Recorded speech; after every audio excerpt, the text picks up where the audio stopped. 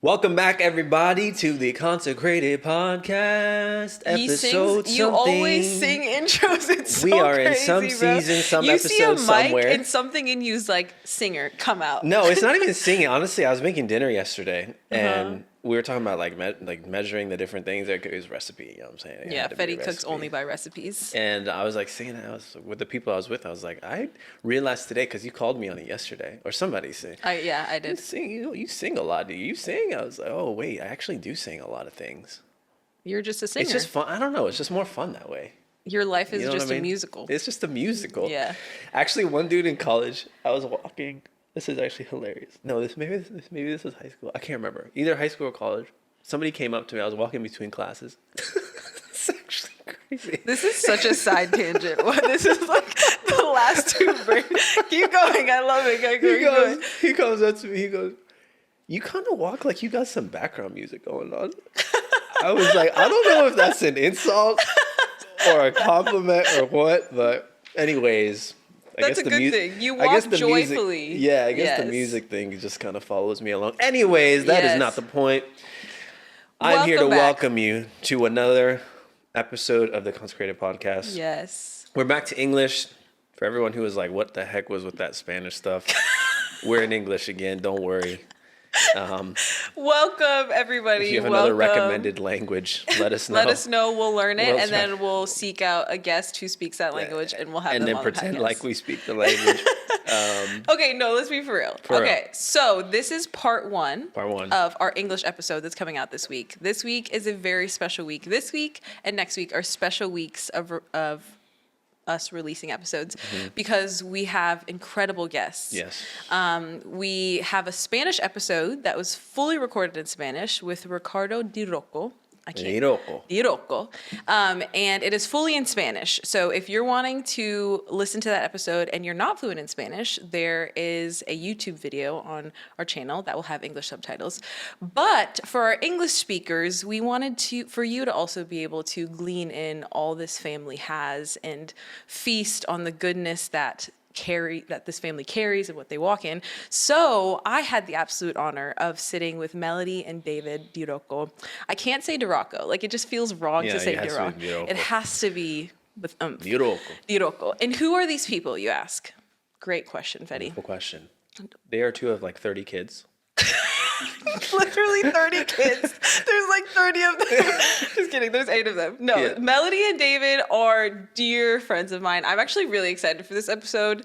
Honestly, it's going to be hard to stay serious with them because we're always laughing. So we actually honestly, just laugh. Cut it up. Yeah, we probably will cut it up, honestly. Yeah. But you know the type of friendships that you have where you can cut it up in 1 second and then go really deep in the next second? Yeah. That's the friendship that I have with them. So I'm really excited for you guys to lean into, just hear our friendship and hear from them. So Melodie and David are kids to Ricardo Di Rocco. Ricardo Di Rocco was in ministry faithfully for 40 years now. He walks closely with the Lord. He has seen... An evangelist. He's an evangelist. He's an apostle. Yes, he's done many crusades. Yeah. He has seen the supernatural happen on the regular. I got to go on a ministry trip with him, and it's just regular for him to see legs grow out. When I went with him, a leg grew out. He's just a man that walks in the miraculous, and it's evident in the fruit of his life that he walks intimately with the Lord. And it was just an honor to be able to sit with him. Fedhii fully did an episode in Spanish with him, so if you want to listen to that and you're fluent like Fedhii, please go listen to it. Shout out chat. Shout out being raised bilingually. I think that really helped you to pick up a third language, honestly. I would say so. Yeah.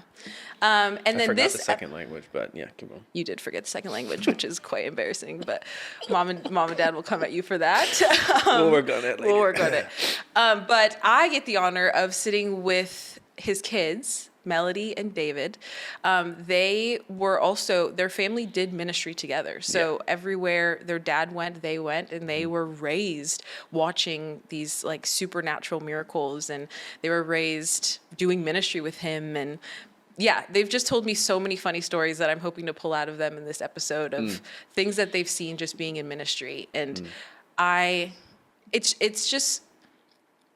it always spikes my curiosity to hear stories of people who've walked in the supernatural so faithfully, and then seeing them like being that close, you know? Yeah. It's kind of Yeah. like the feeling that I get with them. I've never said this to them, but it's kind of like, you know how the disciples like walked so closely with Jesus and saw crazy miracles? Yeah. And they're like, yeah, pretty that's just our casual about normal. it. Yeah. That's them. Like Yeah. they have Yeah, just yeah, seen yeah. the most crazy of crazy, and their life by association the bar has been raised. Yeah. Like the supernatural, there's a higher bar for it. And Yeah. I'm excited for you guys to hear from them, for you guys to kiki with us and cut it up with us. We mentioned this in the episode where we had our first guest, but we really, really, really want to continue having a posture of honor with our guests. You're better at talking about this. Go ahead and give us that honor spiel. Oh Lord, I'm gonna keep going then. That's a dangerous move you just did. Singer. Yes. So, I mean, if any of you are parents, you'll understand this. If you take your kid whom you love so dearly and you present them to others, you're going to want them to be loved and cared for and honored, right? Yeah. Like you want to see that they're treated properly. Right. I think love and honor are actually tied in a lot of ways. But we've talked about this in the past. So much of the activity of heaven flowing through honor. Yeah. And a lot of times, you know, the breakthrough, I've witnessed this happen multiple times. A lot of times a breakthrough can come in your own life by honoring what other people walk in. Yes. And considering others as having seen facets or sides of God that you've never experienced before, and sitting and remaining as a student of those who have walked with God, regardless of if they've walked with God longer than you, shorter than you, whatever it is. They're a precious child of the King. They've walked with him in a way that you might not have walked with him before, and the way that you treat them matters to God. Yeah. And so I would recommend, you know, with we say this with every guest, open your heart to these people and honor them as those who have walked with the Lord. Again, it's not to say take everything that they say is from God. We'll say that with every guest. It's the word. The scriptures tell us to test everything. Even Paul says, "Be like the Bereans who tested everything, are wise, and they tested everything." Right. So you still test everything, but as you posture your heart towards those who have walked with God in honor, it says, I will submit to the God that has operated in and through your life. It honors God. The way that you honor his kids honors God. Yes. And so you will be blessed as you have that posture, I believe. And so I'd encourage you to, as we say with every guest, to do that here today as well. And you'll be blessed. Yeah. Also, one last thing I want to say. Yeah. Listing a family is very close to the Father's heart. You know, we're going through Numbers right now. And it's really interesting. It's fascinating to me how he assigns callings, not by individuals, but by groups, by families. It's Aaron and his line. It's his sons, right? It's Aaron and his sons who are assigned the role of the priest in the priesthood, right? And there's this mandate that can rest not just on an individual, but also on a family. And this delight in the heart of God when a biological family operates together in unison and oneness under the grace that rests upon them to be a manifestation of the kingdom on the earth. And so I think there's really something special to be gleaned as we have the opportunity to have multiple episodes with a family that faithfully serves God. Yes. You know, we'll have individuals, and that's awesome one thing to celebrate too. But there's something special about a family serving God together, and I think there's a whole lot that will come through that as well here. So, anyways, it's going to be a blessing. Yes. I'm confident that you'll be blessed listening. If you want to follow along in Spanish, give that a shot too. Yeah. So this is part 1 of our episode with Melodie and David, and we hope you enjoy. Hello and welcome back to the Consecrated podcast, guys. I am so excited for this episode. Not only do I have dear friends on this episode, but I have faithful friends to Jesus on this episode. And I'm so excited for this episode. It's going to be hard for us to not laugh and stuff because I'm always goofy with you guys. So trying to be serious and talking about things of the Lord is going to be really hard. Yeah, we'll balance. We'll be on. But anyways, this is my friend Melodie Di Rocco, and this is David Di Rocco. I said it so American, but I had to. It's the English episode, you know. We've heard people say it crazy ways. It's the English episode. So you're probably wondering, Biiftuu, who are these people? That's a great question. We're not married. I'm glad we're getting this out the way. She is single, so but we're not married. We always have to clear that up. Yeah, especially because the last name. I get the that. last name, and then like, why are they together? Yeah, on one couch. Yeah, I get that. Fedhii and I sometimes growing up, we would go to the grocery store with our little brother, who's like a lot younger than us, and they would think that we were married and our little brother was our kid, and we were like, this is weird. Yeah. Also, Fedhii's here. If you hear his laughter, you probably just heard him laugh in the background. He's production today. He's production today, which it feels so good to not be production. Right, So it's a big break. Anyways, they are not married. They are siblings. They are brother and sister, just like Fedhii and I get the absolute honor of sitting with them. I'm going to give you guys a little background of what I know of them, and then I'm going to let you guys also introduce yourselves. Yeah. Basically, Melodie and David, I met them in 2018. Yeah. I was a little 18-year-old. Wow, we go way back. Yeah. Yeah, we do. The lore goes way back. Yeah. I was a little 18-year-old, and I was all alone in Charlotte, North Carolina, doing an internship, and they pulled me into their family in a way that marked me. I mean, I didn't have social media at the time, so we didn't, we had no way. I remember I was leaving, and you guys were like, how are we going to stay connected? Yeah. You don't have Instagram. Bye. Yeah, Bye. so you never. But I was only here for 3 months, but the way that you pulled me into your family and made me feel so connected made such a lasting impact on me. I mean, who would have thought that literally 8 years later we'd be sitting and recording a podcast together? Yeah. But it was just by the way that you guys showed so much love to me and you pulled me in. And at that time, I had no idea that you were raised in ministry. Yeah. That you, if you listen to the Spanish episode, you know. But their dad, his name is Ricardo Di Rocco, I had to say it correctly.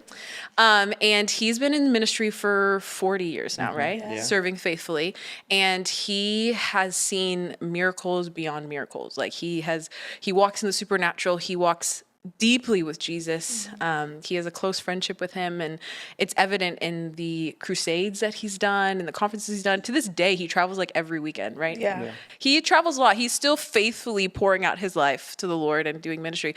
But at the time when I came in 2018, I didn't know that about you guys. I didn't know that you were raised in ministry, that you were raised doing ministry with your dad. Mm-hmm. I just thought you guys were just some cool Hispanic people that were feeding me all the time and bringing me to your house. Giving me free food. Just giving me free food and showing me love, which the 18-year-old needed. Yeah. I needed a home, and you guys were home for me. So it was sweet. But when we reunited at the beginning of 2025, we started talking more about your history, and you guys have so many stories. You have so many stories. I said this before, but whenever I sit with them, you know how the disciples got familiar with what Jesus did, because they would see crazy miracles all the time, and they got familiar with it, not in an apathetic way, but of it's Jesus. He does that. He breaks bread. Yeah, it is what it is. And it's whenever, a Tuesday. Yeah, it's a Tuesday. And whenever I sit down with you guys, it feels like that because the amount of stories that you have and the amount of just all the miraculous things that you've seen and how that was your ordinary life. It is your ordinary life. And I feel like I'm listening to stories of the disciples just recounting crazy things that they saw Jesus do, but you guys did. You were there. You engaged in, and I'm just excited for our audience to hear from two people who have faithfully walked with Jesus, who have also served in ministry, but in family. And I'm excited to hear about because Fedhii and I are trying to do ministry together, and I'm excited to hear about people who have faithfully done it and seen so much fruit from it, and seen so much deliverance, so much healing, so much. So much. So if you could intro yourself.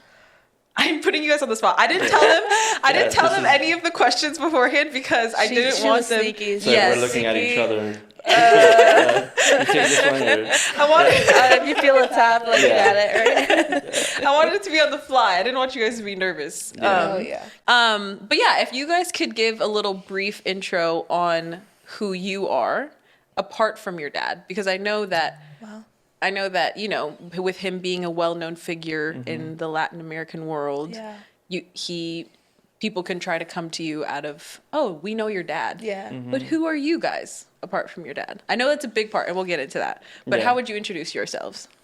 You got it. I'll go first. Elders first, please. Elders first, please. Yeah, I'm David. Obviously. David. Hi, David. Right. Hey, David. I'm number 6 of the 8. 8. Yeah, so I'm one of the. Bless your mother. Yes, bless her. God bless. Yeah, bless her. Yeah, what can I say? I'd sum it up in a way that, like we went through everything, right? Like you said, through life, in ministry. Who David is right now is a mixture of everything. Like the seen, the unseen. I like to say right now I'm in my carpenter season. Ooh. He's getting right into it.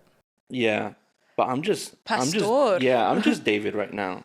Yeah. Like you said, like who am I aside, right? If you take away everything that we lived through, if you take away our connection to our dad, I'm David. I'm faithful husband, loving father. That's my purpose right now. So we'll get into that. Yeah, we'll get into that. Yeah. How do I Melody? follow that up? Yeah, that's crazy. He low-key mic drop. Pick the mic back up. Too soon for a mic drop. We just started. I'm Melody. I am the baby of the family. I'm number 8. I kind of wanted to say a little bit what you were saying, but I guess for now, who I am now, I have 2 nicknames. I have all my Spanish family or people I grew up with in church call me Melo. And then in American, I guess, or English speaking terms, I'm Mel.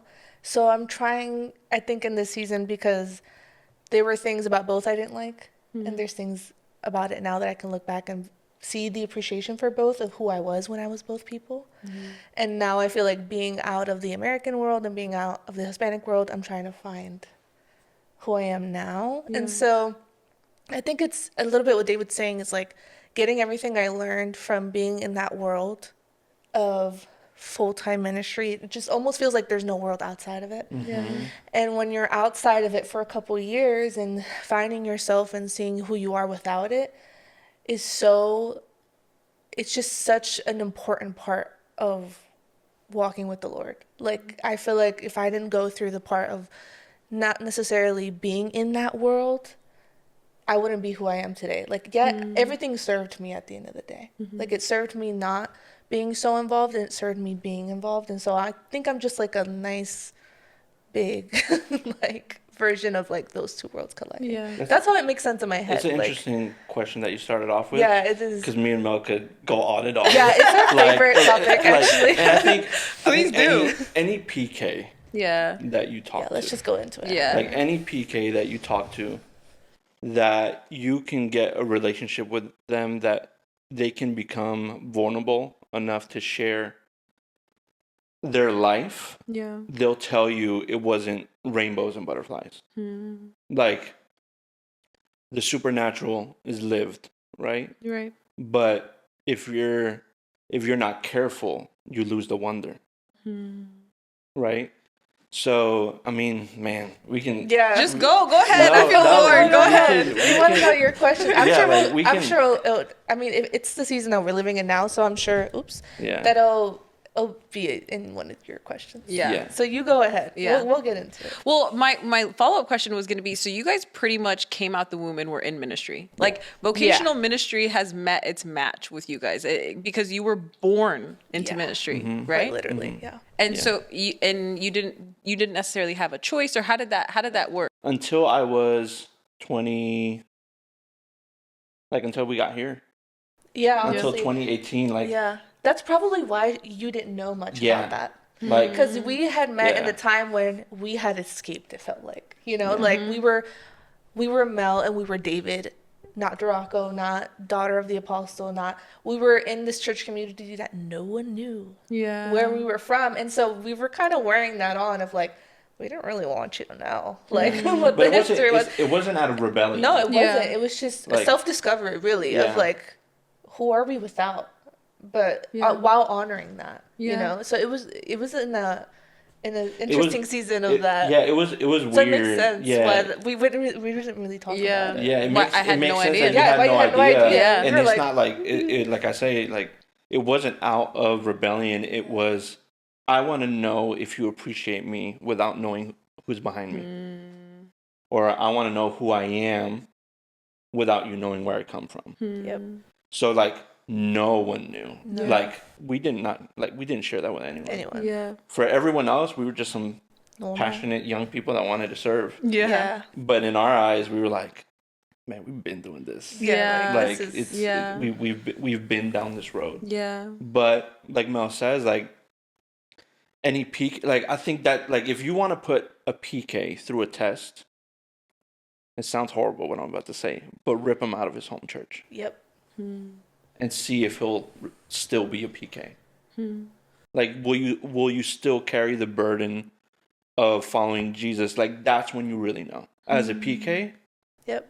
in my opinion, that's when you know. Yeah. Like, when the expectation is gone, is the demand still there? Yeah. And you quickly realize, like, at least for me, it was like, oh man, it was easy. It was easy because everything that was surrounding me was God, was Jesus. It was like, it's all I knew.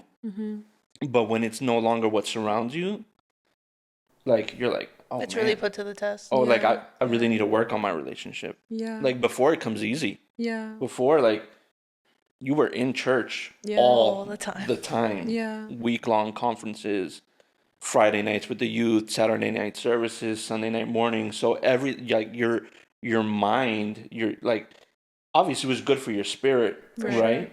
But in our human experience, it's, who am I without this? So I think that was the biggest shock for me. Yeah. Like, once we got here, and now Yeah. now I'm David the salesman, Yep. and I was like, wait, like, who is this guy? Yeah. What do you mean I just came out of, like, being a youth pastor for 5-6 years, and then now I'm here? But it was a choice I made. Right. Right. It was a choice I made. Yeah. I moved here by choice. But discovering who I am, and at the same time keeping my testimony when I'm no longer there, I think that's the biggest test. I was just gonna share something funny, that one of our first Sundays, congregating at our new church here, we were all sitting together, and I was just so excited. I was looking around. I was like, no one knows who I am. Like, I'm just here. I can just come worship, do what I gotta do, and just leave. I don't have to clean up or do anything. Yeah. Or whatever it was. But there's this moment that happened, and this is how I knew there was a lot to unpack about that world that we were in. Service had finished, and the pastor who was preaching was like, all right, so guys, have a great week, whatever. He leaves the stage. And literally just, like, unconsciously, I was just, like, about to follow the pastor to the back, to the green room. Like, literally just, like, huh. And then I'm like, hold on. Yeah. He does not know who we are. Security will be Get this called rando. this girl. Like, no, these ushers don't know who I am. Yeah. That security guy doesn't know who I am. Right. No one knows who I am. Yeah. But that's how deep it was embedded in me, that I had access to something I don't have access to anymore. Well, that's what Pastor Joel had told me. Like, when we had first moved here, he looked me in my eyes. He's like, well, you get the gift of starting from zero. And I was like, okay. Yeah. Like, let's see how that goes. Yeah. I mean, and we are And where here we we are. are. Right? Yeah. Yeah. Here we are. Yeah. No, I remember one time when, I think it was last year, when I first started to hear stories about your childhood and whatnot. I remember being surprised because when I met you guys, you were just humbly and faithfully serving at a church. And I would have had no idea that, like, your life you had been operating in ministry to a high degree when I had met you, you know, like, your dad is well known in the Latin American world. Like, you were used to traveling and going to conferences and people approaching you and all that. But because of the posture and humility that you guys served in, I literally would never have known. So as you were telling me, I was like, wait, what? Yeah. So in my head, I'm trying to, how do you make sense of you? One of my questions is, tell me one of the craziest stories you've seen in your time in ministry, but we'll get to that. Yeah. But you were in ministry with your dad, and you were seeing the supernatural on the regular, right? Like your dad's known for legs growing out, right? Yeah. Yeah. Like I went on a trip with him one time, Yeah. and he literally was like, "Your leg shorter than the other. Come sit here," and then the leg grew out, and it's crazy. It's absolutely crazy, and that was your normal. Yeah. And I have so many thoughts. I have so many. Forget my questions. I have so many thoughts. That was your normal. Yeah. Yeah. So then, how do you go from that being your normal to serving on a Sunday, which is good. I'm not saying serving is bad, but being on the greeting team and saying, "Hi, welcome to church." How does your heart be able to experience the depths of God like that, and then go back to regular going through the motions? You know, like, not that serving's bad. Do you get what I'm trying to say? I get your question. I get it. And on the way here, it's funny because I texted Mel. On the way here, God wrecked me with something. Come on, Pastor. And it was along these lines, right? Because I've just been going on and on about just purpose, like the idea of purpose. Yeah. Like, right. But then I went into the thought of like supernatural, right? And everything that we've lived through.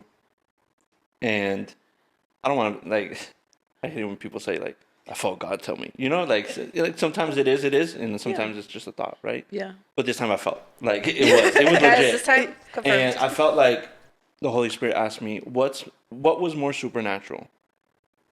Jesus healing the sick or Jesus as a carpenter? Well, what was more supernatural? Because if it wasn't because of his carpenter season of humility, nothing else would have happened. The miracles wouldn't have happened. So it's like, I'm understanding. And I think it's not that I've lost the wonder. The wonder for me now is the process, not the result. Yeah. So like when I see something happening or someone performing in the supernatural, I want to know what you went through. Yeah. Like I want to know what you went through in order the fact that you're here, or that you're experiencing this, or that God's flowing through you like this. Like I love it. Like we've seen a lot. Like you said, like we've seen a lot. But what marks us more is, I've told you this before, when someone gets off the stage and who they are as a person. We've seen it all. Yeah. Like we've seen men of God do amazing supernatural things, and then get off stage and not be a nice person. So for me, that negates everything. Yeah. You know, so that's why it's so easy for us. That's why it's so easy for us to go from seeing something so supernatural to serving on a Sunday.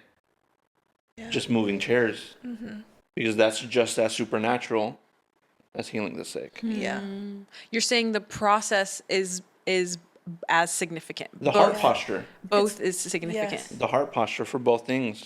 It's the same. In God's eyes, for me, it's the same. Like he doesn't see an evangelist healing someone with cancer bigger than an elder moving a chair at church. Like, I think we as humans see it like we put people, we put ministries, we put them on such high pedestals. Yeah. That when something happens and they're rocked off, we're so quick to say, you see, he wasn't this or he wasn't that. Or so I hate using the word easy, or you're using the word numb, right? But in a way, oh man, I hate to even say it, but I feel like I've become numb to it. Not that I've lost wonder, but I've become numb to seeing things because I'm so much more marked by who the person is. Like, you're not moved by outward things. You're not moved by. Not anymore, at least. I don't know if that came with like, I don't want to sound like I'm some old guy. Right? No, right? Like, I'm barely like in my does sound that way, 30s, but I think it's because we've lived for but I think it's because we've lived it for so many years that it makes me feel old. It does. When well, I always say ministry ages you. Yeah, it does. It ages you. Yeah. Like in so many different ways. But going for what you were saying and answering your question, for me, it was more of like getting back to the basics, but also having it's not to say that we never moved chairs or set up things before as PKs. Oh, we did it all. Like, we did it all, yes. But for my experience was like, I had to experience what a congregant was experiencing at our church. Like, there were some things that sometimes maybe a congregant would complain about or would mention things about or whatever their concern was about. And I would probably be like, you know, I didn't know better. Yeah. I didn't know their experience. I didn't know how their week looked like going into a Sunday. But now I had that seat where no one knew who I was. I was just another congregant at a church. And now I could have so much more empathy for that seat. Like, it was just like a repetitive thing of like, now I have empathy for this person in the church. Now, maybe because as a PK before, I didn't see it, or maybe it was just missed because we were just always all over the place. Yeah. So for me, it was more of that posture of like, wow, there's so many moving pieces that I didn't know about because I was always doing something. I mean, I wasn't seeing it. But for me, it was just more of a season of like getting back to the basics. And yeah, you can heal someone in front of me, and that's great. Glory to God. How's your heart though? How are you going to treat the person who offered you a chair, who offered you a water? How do you treat your wife? How do you treat your wife? How do you treat your kid?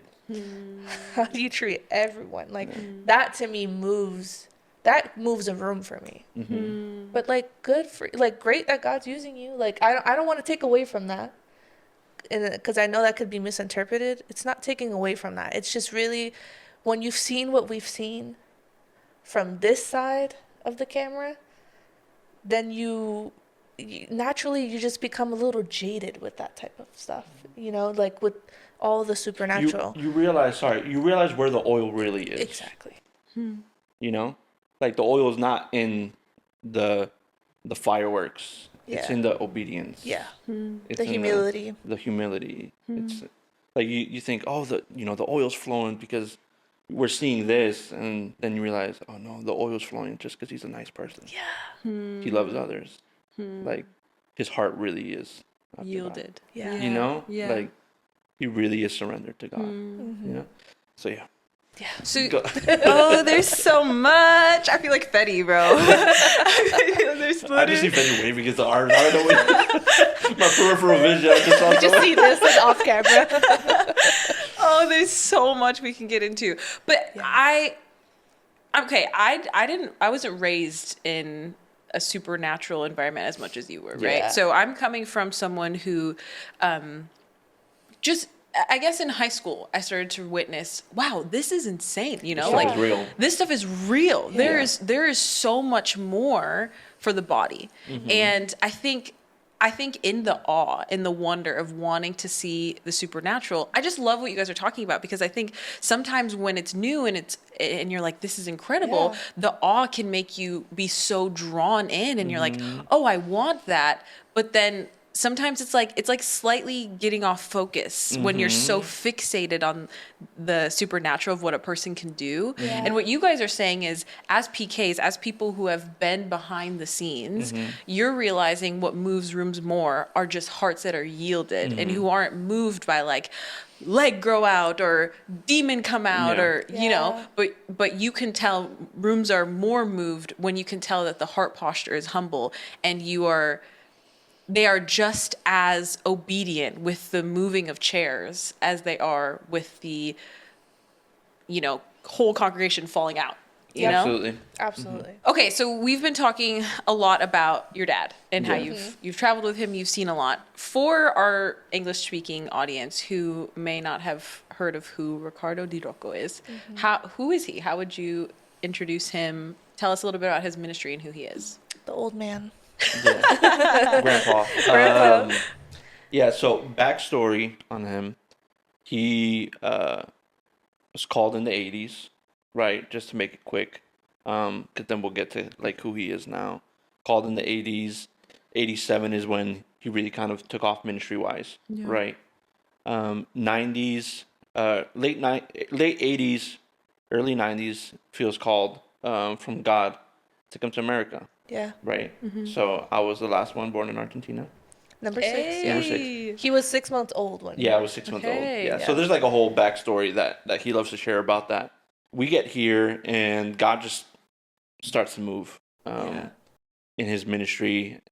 kind of supernaturally, like growth wise, 90s, 2000s, starts traveling everywhere. Like we went everywhere. So it goes like a little bit back to the PK thing. It's like we've been to places that now we're like, we were there. We were there?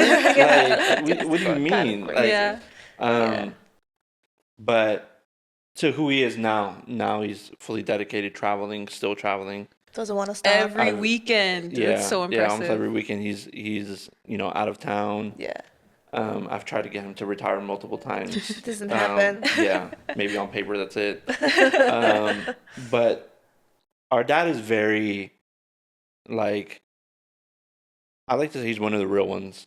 You know, I mean, like, I'm not biased, but no, he like, is. You know, he is. I hear but that's one thing that we can all agree on as his kids is that, like, who we saw is who he is. Like, it is what it is. Like, if he was speaking tongues on stage, laid out on stage, I would get home from high school, open the front door, and I could hear him speaking in tongues in the office. Like, he was who he said he was and is, right? So yeah, I like to consider, like, I like to say he's one of the real ones. Yeah. I'm trying to think what else I would say about him. He loves to cook. I don't know. Yeah, he loves to cook. Like, he always loves to We cook. call it asado because we're from Yeah. Argentina. Yeah. But he likes to barbecue a lot. Yeah. He loves to barbecue. He likes to barbecue. I've never ever left your house. Not fed. Yes. Yeah. I've always That's left a sermon it full. right there. Come on. Hey, thank you, God. Come on. That's the sermon. I have never left your house hungry. Yeah. I've been trying to practice my Spanish more, and I just said this. We just ate. Before we started recording, literally. he did a whole grill asado. He did a whole Yeah. asado. And the best thing that, the thing I'm the most confident in saying to him in Spanish, because I'm still working on my Spanish, is, que rico. Because I say it to him so much because the food is so good. Anyway, I'm interrupting. But yes, he's a great chef. Yeah, he's a great chef. He loves soccer. Yeah. That's one of our bonding things. We actually have a group chat with him. Yeah, us three. Yeah, us three. Because practically I'm the other son at this point. I'm like, the other boys don't really watch soccer like I do. And so we chat on there. But yeah, he's just a dad. I don't know. I feel like I always try to describe him as a dad. And then when people are like, how is it like having the apostle as your dad? I'm like, He's our dad. like they literally think, we had some friends over last month and they really thought that he was gonna be like floating like in the living room, like just levitating off the couch, and I'm like, nah. And he was just grilling, you know. So there was like a lot of things that, again, we can go into like a whole other thing about that, of like how you expect these men of God to be in their homes. And I think by being their kids, we have a whole other, you know, experience of just seeing them being normal, and obviously seeing them having that secret place, and obviously everything that happens on the pulpit happens off stage as well. But I always am proud to say I saw both. And he was a good dad off, good dad on. Sometimes the stories weren't accurate, you know, when like PKs always complain about the stories that they share on not always accurate, but we'll give him his flowers for that. No, it was cool. But that's a whole other topic of like, and that's not everyone's experience It's too. not. And that I think that's why I share that. It's because we've, you know, thankfully through life have befriended a lot of PKs, because it's like that immediate. You get each other. Oh my God. Like it's like nothing I've ever experienced before. There's certain things I will meet a PK and 5 seconds later she's like, he or she was like pouring out their soul about something, like, so that they were so scared to share, whatever. It's like this immediate trust that happens with a PK, because you know what I've been through. I know what you've been through. I know exactly how you're feeling. No one else in the world besides God knows what we're talking about. And so there's that immediate like confidence and just like trust that happens. And so that's honestly, that's been my favorite part of being in ministry and growing up in ministry. I can't explain it to people. It's like I'll meet a PK and like we're best friends immediately. Like there's just like that. And we actually started a support group for PKs. It's with some, you know, friends, also some not so much friends that we just know that could really use the support. And it's like a once a month Zoom meeting, and we just all get on there. David would share like, you know, a word or something that's on his heart, and we just all like be like, hey, this lady in church is pissing me off. Like, she's, or whatever it is. Like, sometimes it's the simplest thing of like, I'm really struggling with this leader in church, or I'm really struggling with, my dad wanting me to be in ministry, or I'm really struggling being in ministry. Like, there's both. We see all of it, and they all have a seat at the table. So that's something new we started this year that we're really excited about, because it was just like our way of giving back, of like just sharing that fellowship with people who only know what that experience is like. So that's been exciting. Which we didn't, like, we never experienced that with our dad, as far as like, like, you have to be in ministry. Like, obviously he would love the idea that we were all in ministry. It's just not the case. Yeah. Right? But he never forced us to say, you have to be in ministry. Like, when I felt to move here, and he was like, okay, you go do your thing. Then I came back, was with him for a few years, and then now I'm doing something else. He's still my dad. Yeah. Like, but not everyone has that experience, not everyone. Right? And I think going into like PK, and that's what I love about my dad is the fact that he never pressured us. And with PKs, pressure messes up purpose. Yeah. Like, so, do you want to host this podcast? No. You just keep dropping I was just thinking about this. No, because I was thinking about this, and I'm like, it's true. What would? Because I knew obviously we were going to do this podcast, and I just started thinking like, what would someone ask a PK? Yeah. And it's always one of the questions is, what was the pressure of being a PK, being the son of so and so? Yeah. So especially someone so well known. Yeah. Like, PKs live in a constant pressure of purpose. Yeah. Like, everyone always, like, in life, everyone struggles with the idea of like, what's my purpose here? Right? PKs struggle with the idea of purpose from the moment that they're born. 100%. Because immediately there's someone in the church saying, are you going to take over when your dad's no longer here? Yeah. Do you have the mantle? Yeah. Like, you're like 12 years old and someone's asking you if you have a mantle. Or they're like calling you prophet or something, like, hey, profeta, and you're like, hold on. Or they're calling you pastor and you're going through puberty. Right. And you're like mixed up. You don't understand everything, you know? So, like, I thought about that. I thought about, what you could possibly ask, and I thought about pressure, and I thought about purpose, and I thought about how PKs live under that. So because they have the pressure of purpose, they don't know who they are outside of church. Like, you take them out of a building, and they're like, wait. Did either of you ever have that experience? Absolutely. Yeah. Like, when we moved here, like, that was huge. I became a salesman. Like, when you met me, I was a salesman at this company. I was a nanny. Yeah. I was a housekeeper, actually. I was cleaning houses. Yeah. And I was... Yeah. I mean, I was working, but I would sit there and be like, what am I doing? Like, if these people around me even, like, knew, like, I was, in ministry for the past 5-6 years. Literally since you came out the womb. Yeah. But, like, active, like, youth pastor, being part of the pastoral team for years. And then now I was sitting there selling internet and TV, questioning, like, who I was. Yeah. That right there messes with you. Yeah. It messes with you because you realize you put your whole identity, and like, you can't mix the two things up, right? You're a child of God, you're a child of a PK, but you mix them up and you make it your identity. Yeah. So then when you're no longer a child of a PK, right? Because you're no longer in the church, am I still a child of God?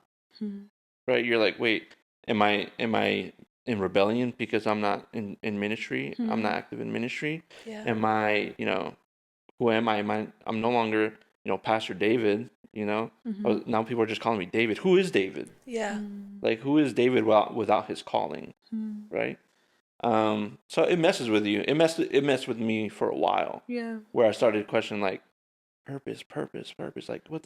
Like, I put my whole thing, and then you start asking yourself, man, I should have been here by now. You start thinking about your age, start thinking about, if this would have happened, if that would have happened, if this. So you start piecing all these things together instead of just realizing I'm just in my carpenter season. I'm just working things out. Like, I mean, it'll all work out. Like, I know I have a calling. Like, but it's not my purpose right now. Yeah. And I think it's because, and I'm rattling on. Y'all this is so good. Y'all cut me off. Go ahead, Pastor. We assume that purpose is a destination. So we assume that I'm going to serve God, right? Someone says, Biiftuu, you're going to serve God. So then your whole life, you're aiming for that moment that I'm going to serve God. Yeah. But you're not fulfilling the purpose of that season that you're in. Right? So, and I was just telling Mel this like recently. It rocked me recently because, again, I was starting to question, what's my purpose? And I felt God telling me, oh, be a good dad. Yeah. Be a good husband.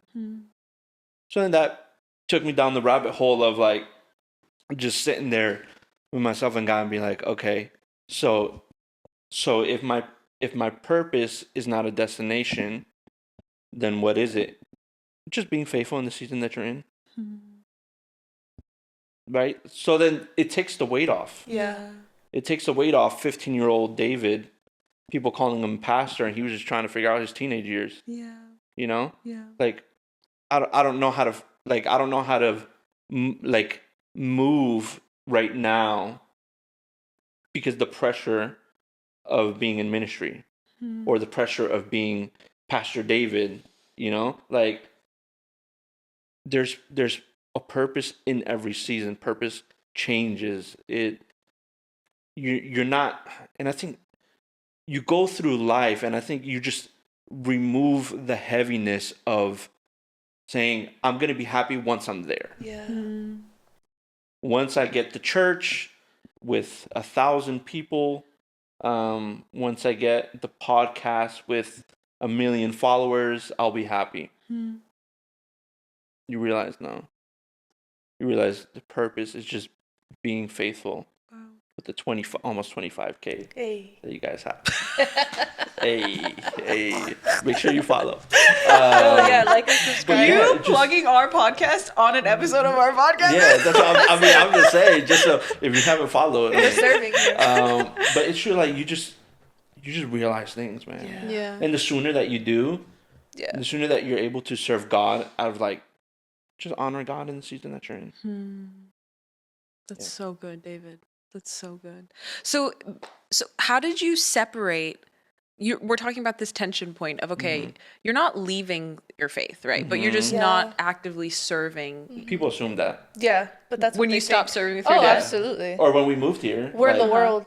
Yeah, Really? like Yeah. something happened, Yeah. or you know, it was just like, man, we're just trying to live life. Sometimes not that deep. Yeah, it's not. It's really not. It's not that deep. It's not that deep, but Yeah. So if we're talking about this tension of you're not actively in ministry with your dad anymore, right? And so you're kind of like it's like things are getting pulled apart within you of like, okay, who is Melodie? Who is David? How did that affect your relationship with the Lord? Like, how did you keep yourself in a place of humility and still having your one-to-one connection with God? Was there ever a point where you kind of did get lost in the noise of like the supernatural and the miracles and the ministry? And then when it all calmed down, was there ever a point where you were like, where is God? You know, like how did you keep yourself close to God in the ministry, and then when you're operating in your carpenter season, like how did you keep your relationship with the Lord, and how did it get affected at all as you stepped out? You want the honest Yeah, answer? yeah. You want the honest answer? Yeah, You want like, wait. Yes. the diet one. Diet? Yeah. that's I got that from my dad for years ago. Yeah, my dad loves Yeah, the to light say that. version. My quick version, because I know you have a lot to say about that. My quick version would be, and this is so real, I feel like my relationship with God was truly born when I left. And we're talking like 20 years old. Like we're talking a whole 20 years growing up in ministry. Because again, as we said before, when you're in it that way and you think you're at church all the time and you see all these things, you think that's a relationship with God. Like I'm talking about God all the time. I hear about God all the time. I pray in these prayer circles together all the time. I'm in Sunday school all the time. You think that replaces a relationship with God. Mm-hmm. And I think when that's all taken away, you realize, hold on a second, there's actually nothing here. Mm-hmm. Like, God's like, oh, finally I get to meet you where you are because you were surrounded by all this noise. But again, from the other perspective, they think, oh, when you're out in the world or when you leave everything, you're going to be so far. You're in the world. Yeah, you're in the world. You're going to be so far from God. Like, all these temptations, whatever it is. I was like, girl, no, I found God after I left. Like, I was like, oh, this is what this is. This is what's supposed to feel like. And so that was my experience, at least. And obviously it's grown from there. And my biggest thing, especially in this latest season, and I feel like it all goes back to that PK upbringing, is authenticity with God. And I feel like that's something I always try to share with other PKs is like, why do you think whatever you're going through, whatever it is, God doesn't know about? And I guess we're told all the time, right? God knows everything. God knows your heart, all these things. But I don't think we truly walk with that. Like, truly, no, he knows I'm so pissed right now about whatever this is. Or he knows I'm having a hard time trusting. I once read a quote that said, a wandering mind in prayer is a gift. And it was in this book that I'm reading. And I was like, a wandering mind in prayer is a gift. Because I always used to feel so guilty when I would pray. And, you know, when your mind wanders. Yeah. And this author was saying, she's like, no, it's a gift because maybe that's what God wants to talk to you about. So bring it to him. Like, why do we assume that he doesn't already know what's happening inside us? And again, it seems like such a simple thing, but it rocked me because I'm like, yeah, why am I withholding so much from him? Why am I acting like, because there's some times where I'm like, I don't know if I trust you right now. And so when I say that, but I think that's too real. I don't know if I can trust you with this. I don't know if that's too real, but like, no. Yeah. And so it's like, hey, help me trust you with this because I can't. I don't know if I can bring this to you. And that just like, I feel like it broke into this whole other world where I was like, oh, I don't feel like I have to perform in front of you anymore. I don't have this PK on hat that I have to wear and be like, hey everyone, welcome to today's and this Bible verse and do all this performative stuff. That's like, I don't care about any of that. Like, I was waiting for this melody to show up. I was like, girl, what's with these like and again, that naturally happens as a PK. You're tossed the mic, hey, give the morning welcome, and maybe 5-10 minutes before you were doing God knows what or having God knows what thoughts. You know, that. So I always challenge myself, especially these past couple of years, like, girl, if you're not being authentic, the oil can't find you. And that's a Darius Daniels quote because he rocked me with that one.